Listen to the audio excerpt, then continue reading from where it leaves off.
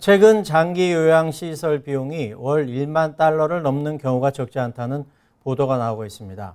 실제로 캘리포니아의 전문 요양시설이나 장기 요양시설 비용은 중산층 가정이 감당하기 어려운 수준까지 올라가고 있습니다.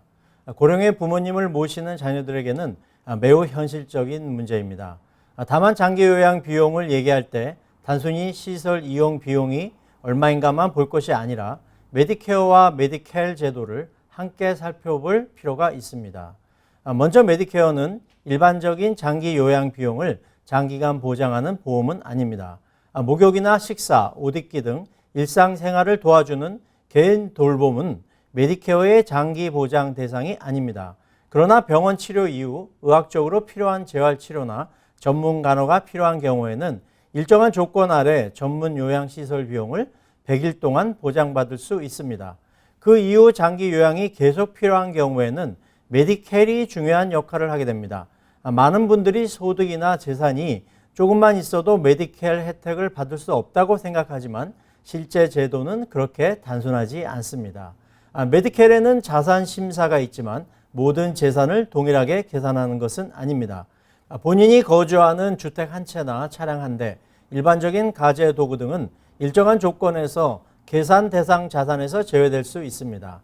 따라서 집을 소유하고 있다는 이유만으로 장기 요양 메디켈 자격이 없다고 단정할 수는 없습니다. 또한 소득이 일반 메디켈 기준보다 높은 분에게는 비용 분담 메디켈, 즉 SOC 메디켈이라는 제도도 있습니다. 일정한 자격 요건을 충족하는 경우 매월 정해진 본인 부담 금액을 먼저 지불하고 나면 메디켈 혜택을 받을 수 있습니다. 특히 전문 요양시설이나 장기 요양시설에 입소하는 경우에는 이러한 비용 분담 메디켈이 매우 중요한 역할을 할 수 있습니다.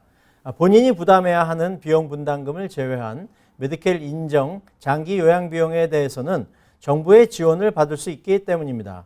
예를 들면 장기 요양 비용이 15,000달러가 나왔을 때 본인이 1,000달러를 부담하고 나머지 14,000달러를 정부가 부담하는 방식입니다. 정확한 금액은 본인의 소득에 따라 달라질 수 있습니다. 부부의 경우에는 배우자 빈곤 방지 규정도 중요합니다.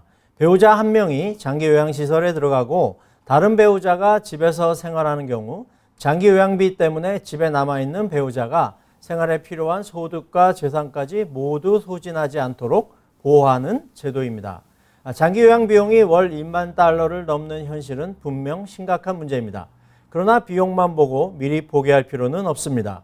메디케어와 메디켈의 차이, 비용 분담 메디켈, 계산에서 제외되는 자산, 배우자 빈곤 방지 규정 등을 함께 살펴보면 실제 부담은 크게 달라질 수 있습니다.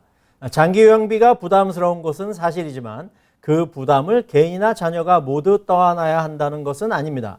제도를 제대로 이해하고 활용하는 것이 무엇보다 중요하겠습니다.